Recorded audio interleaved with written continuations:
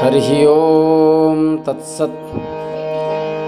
श्रीमते रामचंद्राय नमः। श्रीमते रामानंदाचार्याय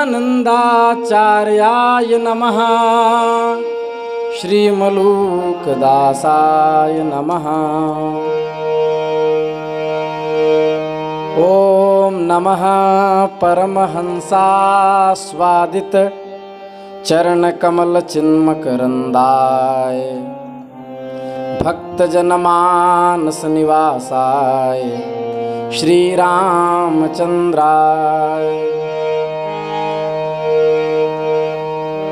श्री कृष्ण गोविंद हरे मुरारे, हे नाथ नारायण वासुदेव।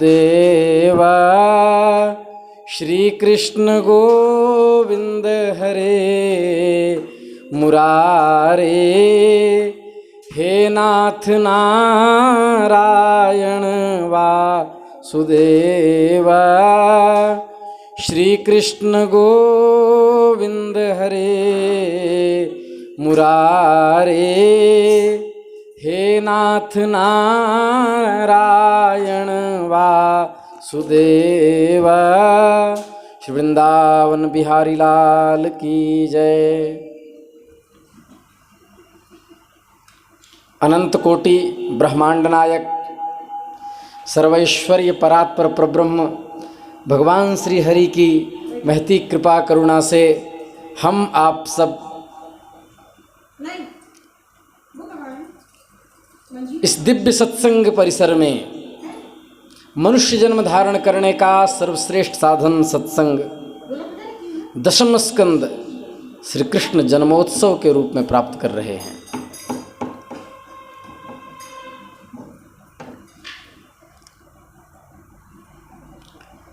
सुखदेव जी कह रहे हैं, ततश्च शौरिर भगवत प्रचोदितः सुतं समादाय ससूतिका गृहात् यदा बहिर्गन्तुं येष तर्ह्यजा या योग माया जनिनंद जायया।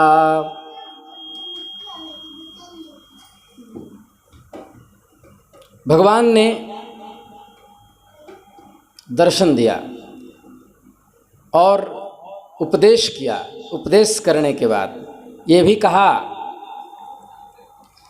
कि स्वयंभू मनवंतर में जब तुम्हारा पहला जन्म हुआ था, वसुदेव और देवकी से भगवान बात कर रहे हैं चतुर्भुज रूप में, उस समय तुम्हारा नाम पृष्णी था और ये सुतपा नाम के प्रजापति थे। तुम्हारे पति वसुदेव दोनों हृदय के बड़े शुद्ध थे। जब ब्रह्मा जी ने तुम दोनों को संतान उत्पन्न करने की आज्ञा दी, तब तुम लोगों ने जितेंद्रिय होकर उत्कृष्ट तपस्या की। वर्षा वायु घाम शीत में एक जैसी तपस्या की। फिर मेरा दर्शन हुआ, तुम्हारा चित्त शुद्ध हो गया था, तुम शांत हो चुके थे। जब मेरा दर्शन हुआ तब तुमने पूछा कि भगवान आप कौन? तो मैंने कहा मैं नारायण हूँ जिनके लिए तुम तप कर रहे हो। मांगो, कौन सा वरदान मांगते हो? भगवान मुझे आपके जैसा पुत्र चाहिए। मेरे जैसा पुत्र तो संसार में कोई है ही नहीं, मेरे जैसा तो मैं ही हूँ, इसलिए मैं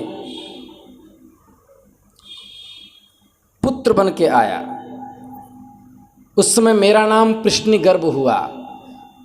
दूसरे जन्म में तुम अदिति हुई, वसुदेव कश्यप हुए। उस समय मैं तुम्हारा पुत्र हुआ उपेंद्र। छोटा रूप होने के कारण मुझे लोग वामन कहते थे, बौना वामन। तुम्हारे इस तीसरे जन्म में भी मैं उसी रूप से फिर तुम्हारा पुत्र हुआ हूँ।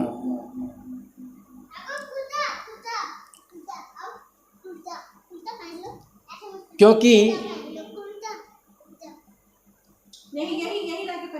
मेरे जैसा तो मैं ही हो सकता हूँ और मैंने वरदान दे दिया है। तो कोई प्रतिज्ञा यदि कोई सत्य न कर पाए तो फिर उस प्रतिज्ञा के बदले 3 गुना कुछ देना चाहिए। इसलिए 3 बार हमने जन्म लिया, तेरे गर्भ से हमने 3 बार जन्म लिया। इतना कहकर भगवान चुप हो गए और योग माया से पिता माता के देखते देखते तुरंत एक साधारण शिशु का रूप धारण कर लिया और भगवान प्रकट हो गए। बोले श्री कृष्णचंद्र भगवान की जय। तब वसुदेव जी ने भगवान की प्रेरणा से अपने पुत्र को लेकर सूतिका गृह से निकालने की इच्छा प्रकट की।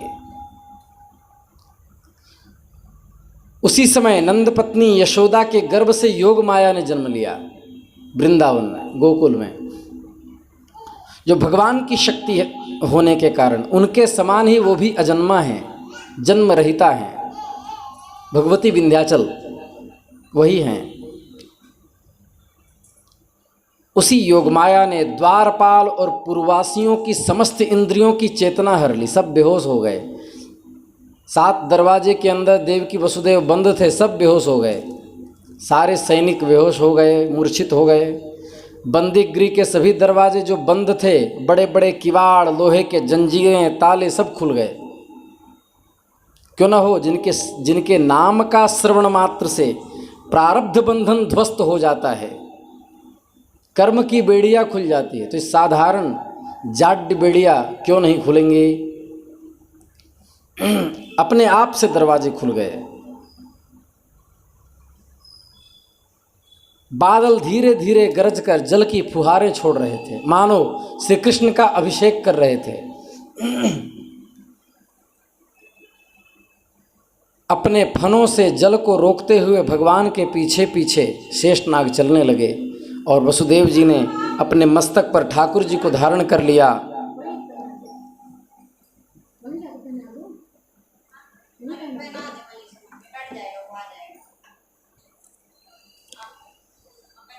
उन दिनों बार बार वर्षा होती थी, इससे जमुना जी में बाढ़ सी आ गई थी। लेकिन फिर भी जब देखा कि मेरे प्रियतम श्री कृष्ण गोकुल की ओर जा रहे हैं, तो जमुना जी ने मार्ग दे दिया। लेकिन कोमल कोमल अरुणारे चरण को जब देखे तो यमुना जी को लगा कि ये मौका कहाँ मिलेगा, इसलिए चरण स्पर्श कर लेने चाहिए। तो जमुना जी उठने लगी, वसुदेव जी डूब गए जल में। जमुना जी तत्काल चरण छू करके फिर नीचे आ गईं। श्री वृंदावन बिहारी लाल की जय। वसुदेव जी यमुना जी में मार्ग प्राप्त करके और नंद बाबा के पास गए। गोकुल में जाकर के देखा कि सब के सब गोप नींद अचेत पड़े हुए हैं, किसी की निद्रा नहीं खुली थी। योग माया ने सबको अचेत कर दिया था।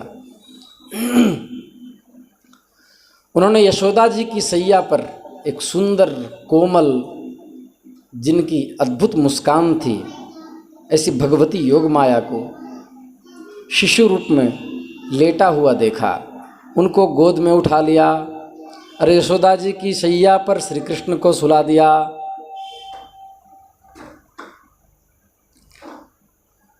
बलराम जी रोहिणी के गर्भ से उत्पन्न हुए थे। बलराम जी ने विचार किया था लक्ष्मणावतार में कि इस बार मैं छोटा भैया हुआ हूँ, अगले अवतार में राम जी से कहा कि आप छोटे होगे, मुझे बड़ा भैया बनाना, मैं बड़े का आनंद लेना चाहता हूँ। इसलिए दाऊ भैया बड़े हो गए और श्री कृष्ण छोटे हो गए। जेल में पहुंचकर पुनः वसुदेव जी ने उस कन्या को देवकी की सैया पर सुला दिया। अपने पैरों में बेड़ियां सटाई तो बेड़ियां अपने आप लग गईं। पहले की तरह वे बंदी गृह में बंद हो गए। उधर नंद पत्नी यशोदा को इतना मालूम हुआ कि कोई संतान हुई है, परंतु वो यह न जान सकी कि पुत्र है या पुत्री, क्योंकि एक परिश्रम हुआ था, मूर्छित अवस्था में थी, और दूसरा योग माया ने उन्हें अचेत कर दिया था। जब वसुदेव जी लौट गए तब नगर के बाहरी और भीतरी सब दरवाजे अपने आप ही पहले की तरह बंद हो गए। इसके बाद नवजात शिशु के रोने की ध्वनि सुनकर द्वारपालों की नींद टूटी। वे तुरंत भोजराज कंस के पास गए और देवकी के संतान होने की बात कही। कंस तो बड़ी आकुलता और घबराहट के साथ इस बात की प्रतीक्षा कर रहा था। द्वारपालों को सुनते ही वह झटपट पलंग से उठ खड़ा हुआ और बड़ी शीघ्रता से सूतिका गृह की ओर झपटा। इस बार तो मेरे काल का जन्म हुआ है, यह सोचकर वह विह्वल हो रहा था। उसके बाल बिखरे हुए थे। लड़खड़ाकर गिरते पड़ते तलवार लिए देवकी की ओर दौड़ पड़ा।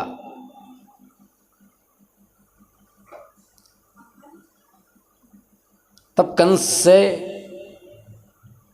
देवकी ने कहा, दुख भरी वाणी में कहा, तमाह भ्रातरम देवी कृपणा करुणम सती स्नुषेयम तव कल्याण स्त्रियम माहंतुमर्हसि।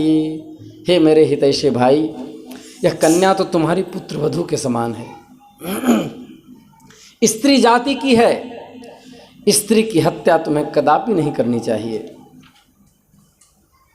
वो आश्चर्य में पड़ गया कि अष्टम गर्भ मुझे मारने वाला उत्पन्न होने वाला था, ये मारने वाली उत्पन्न कहाँ से हो गई?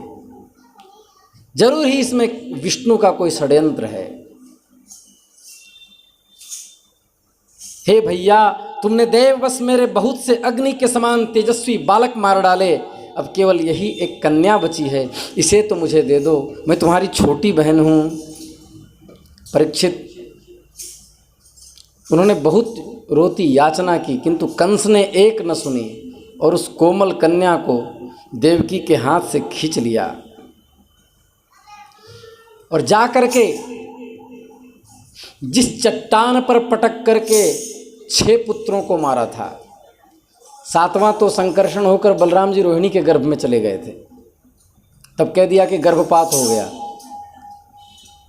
उसी चट्टान पर उस कन्या के पांव को पकड़ करके जैसे ही पटकना चाहा, हाथ से छूटकर तुरंत आकाश में चली गई और उस कन्या के बड़े बड़े हाथ 8 आयुधों के साथ प्रकट हो गए, बड़ी हो गईं।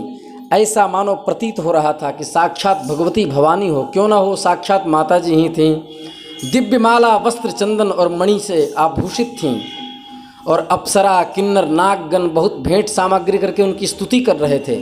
पूरे आकाश में जब ये दृश्य देखा तो कंस ठिठक गया। कंस से उस कन्या ने कहा, रे मूर्ख, मुझे मारने से तुझे क्या मिलेगा? तेरे पूर्व जन्म का शत्रु तुझे मारने के लिए किसी स्थान पर पैदा हो चुका है, तो व्यर्थ निर्दोष बालक की हत्या न किया कर। इतना कहकर के अंतर ध्यान हो गई।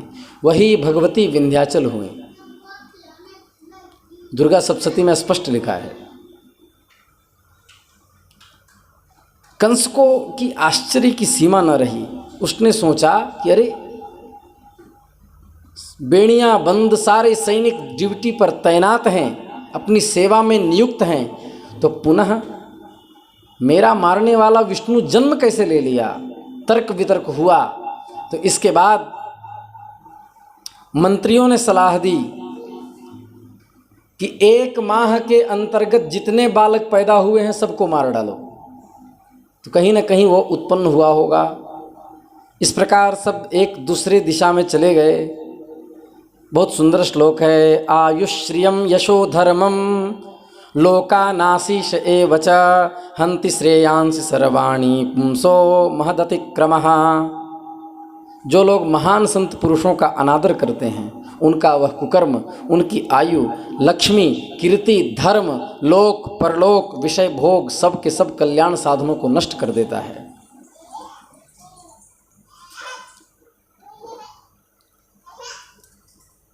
अब इधर शत्रु पक्ष श्री कृष्ण को ढूंढ रहा है और गोकुल में जन्मोत्सव का वातावरण है। परीक्षित, नंद बाबा बड़े मनस्वी उदार थे। पुत्र का जन्म होने पर उनका हृदय विलक्षण आनंद से भर गया और वह अत्यंत प्रसन्न हो गए। बाजे गाजे बाजने लगे, चारों तरफ उत्सव का वातावरण हो गया और दिव्य स्थिति बन गई। जब गोपीजनों को पता चला कि नंद के घर लाला भयो है, तो सब मांगलिक वस्त्र धारण करके और गोकुल की ओर दौड़ने लगी।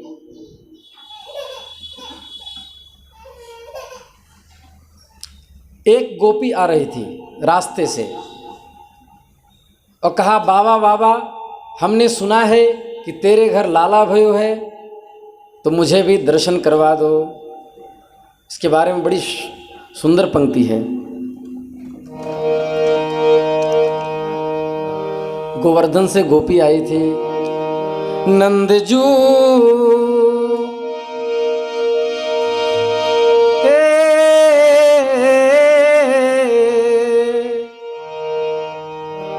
नंदजू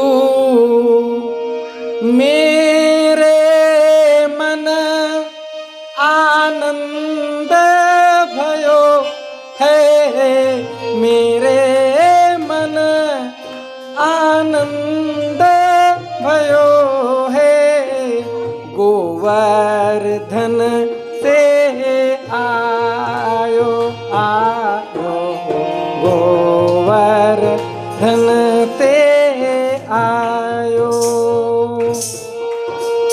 मेरे मन आनंद भयो है, मेरे मन आनंद भयो है, गोवर्धन से आयो। मोही मिले मार्ग में मानो, जितने याचक आपके यहाँ से जा रहे थे, दरिद्र भी वो राजा के समान लग रहे थे। उनको ऐसे ऐसे आपने दान दिए। मेरो मोही मिले मार्ग में जानो, जात कहूँ के भूप, और कछु नहीं चाहिए बाबा, और कछु नहीं चाहिए बाबा, गोवर्धन पे आए,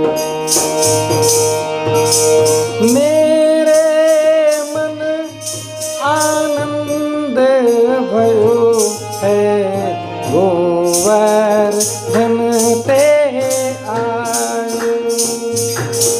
अरे सखी, बताओ तो तुझे क्या चाहिए? तू क्या मांग रही है? बोल बोल, मैं आज बहुत प्रसन्न हूँ। ऐसी इच्छा हो रही है कि संपूर्ण त्रिलोक तुम्हें दे दूँ, लेकिन मैं तो वृंदावन का सम्राट हूँ। तब उपनंद जी से उन्होंने कहा, अपने भाई से कहा, नंद बाबा ने कहा, इस स्थान पर दोहन के लिए मिलकर जितनी गैया दौड़ करके आ रही है, उस सखी को सारी गैया दे दो। और कुछ भी वस्तुकर इच्छा हो, कुछ भी मांगने की इच्छा हो, तो गोपी को मना मत करना।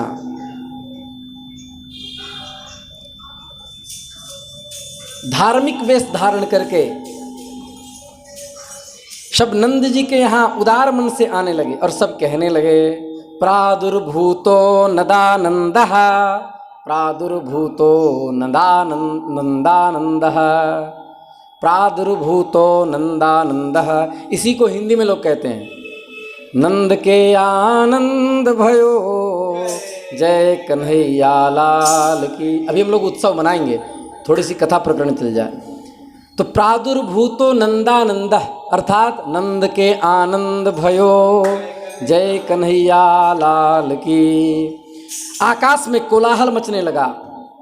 ब्रजवासी साथ मिलकर अपने घर पहुंचकर नंद बाबा ने अलंकार युक्त अपने घर को इस प्रकार सुशोभित कर दिया जैसे नक्षत्र मंडल से आकाश पूर्ण चंद्रमा को सुशोभित कर देता है। उसके बाद महर्षि गर्गाचार्य ने कहा कि मांगलिक जात कर्म करना चाहिए। गुरुजनों के आदेश को प्राप्त करके जात कर्म संस्कार होने लगा। उस समय पहले नंद जी ने नांदी मुख श्राद्ध किया। नांदी मुख श्राद्ध जब बालक उत्पन्न होता है तब किया जाता है, जिस श्राद्ध में पितर भी स्वयं मंगल पाठक, मंगल के सूचक बन गए। नंद जी अंतःपुर में प्रविष्ट हुए। नांदिक श्राद्ध, नांदी मुख श्राद्ध कहाँ होता है? जहाँ पर स्त्री ने प्रसव किया हो उससे कुछ दूरी वाले कक्ष पर नांदी मुख श्राद्ध होता है। जहाँ बालक उत्पन्न होता है उसके आगे, तो वहाँ पर पूर्ण कलश रखे गए। द्रव्य विशिष्ट सूतिका गृह के आगे वेदी बनाई गई। तब रोहिणी जी ने, बलराम की माता जी, वसुदेव की पत्नी रोहिणी, जो कंस के अत्याचार से पीड़ित होकर बचने के लिए कि कहीं हमें भी जेल में न डाल दे, उनको वसुदेव जी ने नंद बाबा के यहाँ छोड़ दिया था। तब रोहिणी जी नंद जी के आगमन को जान करके माता पिता पति इन तीनों के कुल के यश देने के लिए यशोदा जी के खाट को पहड़ा का ओहट दिया। यशोदा जी जहाँ लेटी हुई थी उनको पर्दे का ओहट दिया और बालक के मुख को ढक करके देहली के पास लेकर के आई। और संपूर्ण ब्राह्मण बैठे हैं, ग्वाल बाल सब बैठे हैं। नए बालक को दिखाने के लिए नेग मांगी, मुंह दिखाई बालक के मुख देखने के लिए। तब नंद जी ने, नंद बाबा ने अनिर्वचनीय वस्तु देने की प्रतिज्ञा की और बालक का मुख देखा। श्री कृष्ण कितने सुंदर हैं। नीलांबुज श्यामलं कोमलांगम सीता समारोपितवाम भागम। नीलांबुज श्यामल कोमलांगम, बस इतना ही अंश हम लें। नंद जी ने निज पुत्र को जब ऐसा देखा तो मानो ऐसा प्रतीत हो रहा था कि संपूर्ण शांति के आश्रय श्री कृष्ण हैं और ऐसा नीलकमल के आश्रय हैं। विश्वकर्मा द्वारा निर्मित निर्मल नील चिंतामणि की प्रतिमा, उस प्रतिमा के प्रत्येक अवयव बालक के प्रत्येक अवयव में परिलक्षित हो रहे थे। बालक का केश मानो यमुना जी का तट हो, इतना सुंदर था। भ्रमर युक्त केश था, रुचिकर प्रतीत हो रहे थे। नयन के जो श्वेत वर्ण हैं वो दुग्ध के द्वारा अभिषिक्त प्रतीत हो रहे थे। नंद बाबा ने जब देखा तो एक क्षण के लिए असंप्रज्ञात समाधि लग गई, देखते ही रह गए।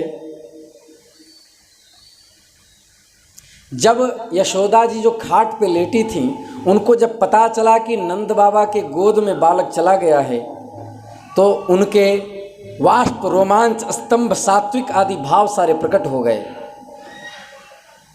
नेत्रों से अश्रुधार बहने लगी, प्रसन्न हो गईं। उसके बाद तर्जनी उंगली में, अनामिका में स्वर्ण धारण करके और घृत चटाया। श्री कृष्ण के मुख में घृत चटाया। इसके बाद अग्निरायुष्मान मंत्र से बालक के दक्षिण कान में मंत्र सुनाए और घृत से भगवती सरस्वती के मंत्र को लिखा गया। फिर इमं स्तनम यस्ते स्तनः, इन ऋचाओं ऋग्वेद के पाठ से दोनों वक्षस्थल प्रक्षालित श्री कृष्ण के किए गए। और तदनंतर उस बालक को सूतिका सैया पर चित्त लिटा करके और आयो आपो देवेशु, इस मंत्र से जलपूर्ण कलश मस्तक के पास धर दिया गया। अब नालोच्छेदन संस्कार की बारी थी, लेकिन ये क्या, नाल तो दिखाई ही नहीं पड़ रहा था। उनके नाभि कमल के समान दिखाई पड़ रहे थे, कमल नाल तो दिखता ही नहीं था। इसका अर्थ हुआ कि भगवान के नाल थे ही नहीं, तो नालोच्छेदन होगा कैसे? भगवान गर्भ से जुड़ के प्रकट होते नहीं। सामुद्रिक शास्त्र एक ग्रंथ है जिसमें युवक और युवतियों के शारीरिक चिन्हों को देख करके, कैसी नाक है, कैसी आँख है, कैसी कान है, संपूर्ण भविष्य का आकलन किया जाता है। लेकिन श्री कृष्ण के श्रीअंग इतने दिव्य थे कि पता ही नहीं चल रहा था कि सामुद्रिक शास्त्र के कौन से लक्षण इसमें लगेंगे, अर्थात शास्त्र का भी अतिक्रमण हो गया। क्यों न हो, सभी शास्त्रों से भगवान ऊपर हैं। बालक की देह रचना सबको आश्चर्यान्वित कर रही थी। नंद जी ने 10,000 गौ से आरंभ किया ब्राह्मणों को दान देना। अयुत, प्रयुत, नियुत और 2 नियुत अर्थात 20 लाख गौ दान किए एक एक ब्राह्मणों को। कितनी गैया उनके पास थी? 9 लाख गैया तो उनकी निजी संपत्ति थी, बाकी उन्होंने तो दान में कर दिए। फिर भी उनका हृदय दान देने से नहीं भरता था। स्वर्ण दान किए, चांदी, सोने, हीरे, जवाहरात, वैदुर्य, मणियाँ, वो बालक समेट करके नहीं ले जा पा रहे थे। कितने लोग तो रास्ते में ही फेंकते जा रहे थे कि भार हो गया, कम कर रहे थे। अब इतने ब्राह्मण थे तो पता कैसे चले कि कौन ब्राह्मण है, कौन क्षत्रिय, कौन वैश्य, कौन शूद्र, किसको किसको दें? तो गोपाल चंपू में श्री जीव गोस्वामी पाद ने कहा है, चैतन्य महाप्रभु के पारंपरिक शिष्य, कि उस समय जिनके जिनके ललाट पर अमित तेज था उनको ब्राह्मण माना, जो ब्रह्म तेज से संपन्न थे। क्योंकि ब्राह्मण यदि ब्राह्मणोचित धर्म में निष्ठ है तो उनके ललाट अन्य धर्म से भिन्न होते हैं, अन्य वर्ण से भिन्न होते हैं, उसकी चमक सूर्य की भांति होती है, तब उनको ब्राह्मण माना। वहाँ पर उनकी तो क्या चले, गौ बछड़े ये भी अपने अपने जगह पर फुदक फुदक करके आनंदोत्सव मना रहे थे, पक्षियाँ चहचहा रही थी। उन्हें मालूम ऐसा पड़ रहा था जैसे श्री कृष्ण रूपी कर्णधार आ गए हैं, अब हमारी भी रक्षा होगी, हमारा भी अपमान नहीं होगा। गौ भी प्रसन्न होकर के नाचने लगी, उनके थनों से अपने आप दूध झड़ने लगे। श्री कृष्ण को देख करके गौ में मातृत्व प्रकट हो गया और गौ के स्तनों से अपने आप दूध झड़ने लगे, थनों से दूध झड़ने लगा। इसके बाद उस समय घर की महिलाएं, गोकुल की युवतियां सब नंदोत्सव में जाने लगीं। चंचल मणि के कुंडलों को धारण करने से उनके कपोल शोभा पा रहे थे। कंधे पर से चुनरी खिसक करके कब गिर गई उन्हें यह भी होश नहीं था। विचित्र वस्त्रों से सटी हुई क्षुद्र घंटिकाएं, स्वर्ण की घंटिकाएं उनके साड़ी में झालर के समान बज रही थी और गोपियां हास परिहास करते करते नंद गोप के यहाँ गई और सब एक ही बात कह रही थी,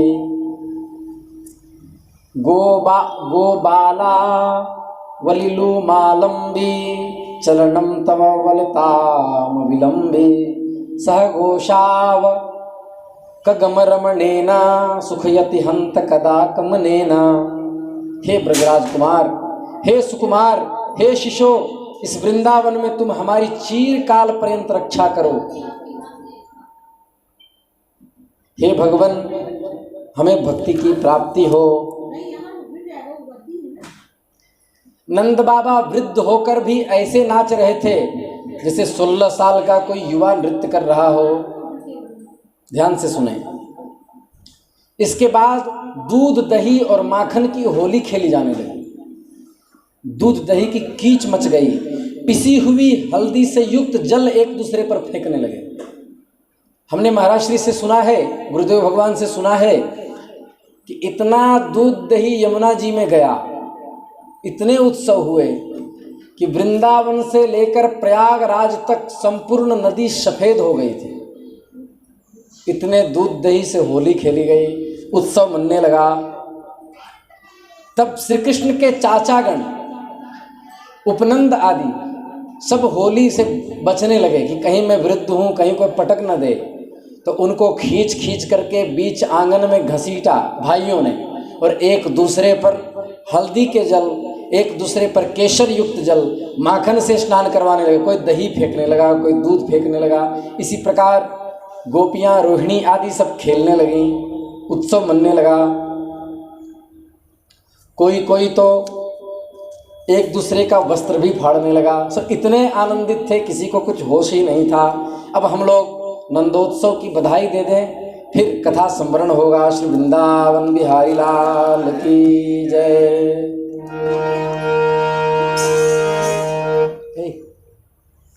नेट इंटरनेट से मोबाइल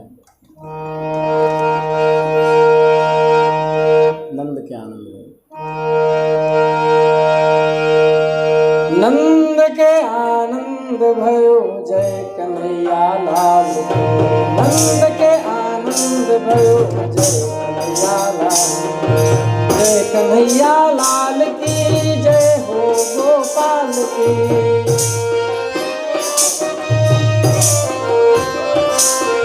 जय कन्हैया लाल की जय हो गोपाल की। जय कन्हैया लाल की। नंद के आनंद भयो जय कन्हैया लाल, नंद के आनंद भयो, नंद के आनंद भयो जय कन्हैया लाल।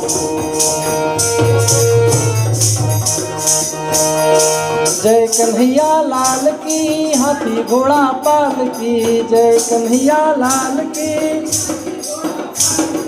जय कन्हैया लाल की हाथी घोड़ा पाल की। आनंद मंग भयो जय हो नंदलाल की। ब्रज में आनंद भयो जय यशोदा लाल की। ब्रज में आनंद भयो जय यशोदा लाल की।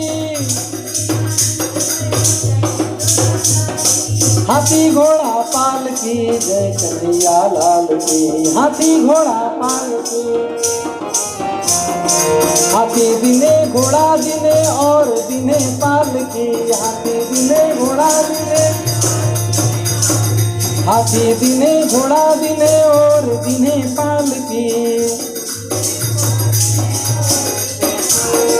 जय हो नंदलाल की हाथी घोड़ा पाल की।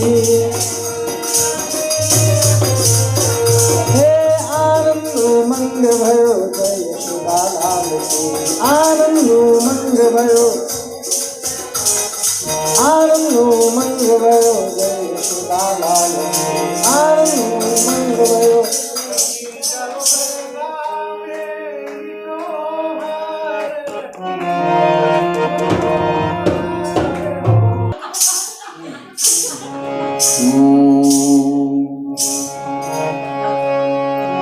सखी सब गावे सोहर रसिया, मनोहर रसिया मनोहर हे।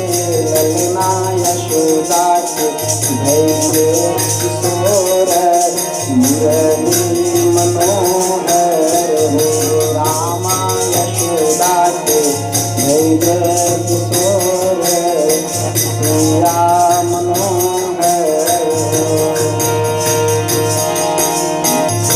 पंडित ऐने दुवरिया विचारे, सगुनिया विचारे सगुनिया हो। ललना जुग जुग ये नंदलाल शीस सब दे। ललना जुग जुग नंदलाल सब दीन। सखी सब गावे सोहर रसिया, मनोहर रसिया मनोहर। ललना यशोदा के धैर्य किशोर मेरा मनोहर। कोई लुटावे धेनु, कोई गैया तो कोई रुपैया हो। ललना कोई लुटावे मोहर रतिया मनोहर। नंद लुटावे धेनु गैया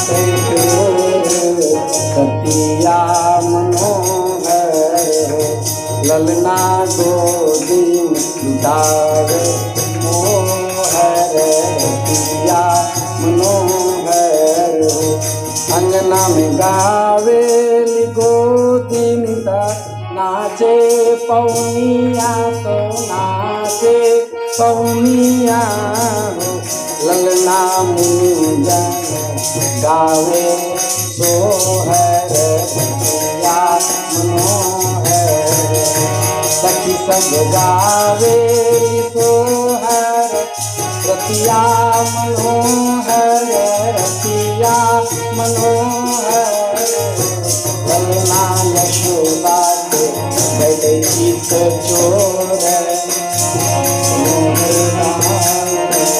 सुंदर बिहार लाल की जय।